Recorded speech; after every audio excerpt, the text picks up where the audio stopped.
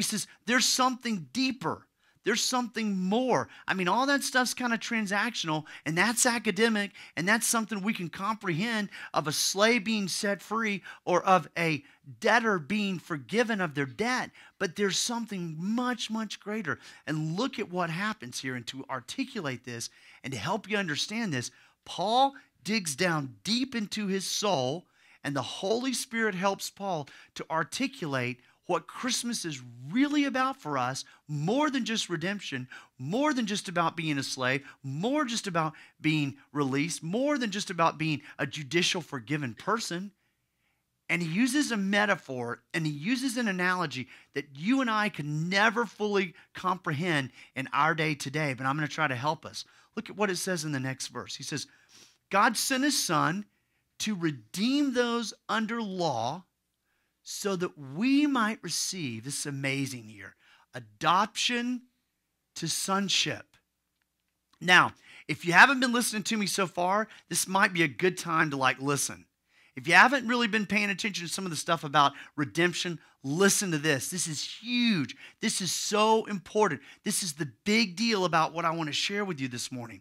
The fact is Paul digs down deep and he says, you have adoption as a son, adoption as a daughter, adoption into God's family.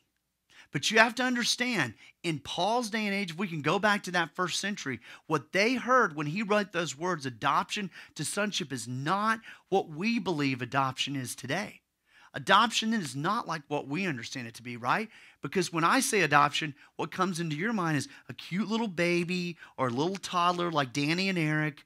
And who wouldn't want to adopt Danny and Eric? Who wouldn't want to adopt a cute little baby? Who wouldn't want to take a little tiny child that has their whole life in front of them and be their parent? But in first century Palestine, their thought was a lot different about what in the world adoption was. Their thought, because in that day and age, you didn't adopt a baby. No, because the babies might die. You didn't adopt a toddler because you didn't know what the toddler would grow up over the years to become. See, what you did in Palestine in first centuries, you adopted an adult.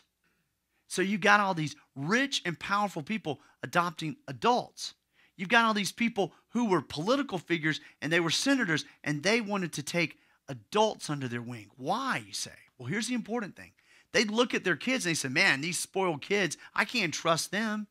Man, these kids of mine, I don't know exactly if I can trust them with all my land and all my wealth and all my prosperity and all of my titles. And so what they would do is they would take an adult that they knew what they were like, different from their kids, and they would literally adopt them, not babies.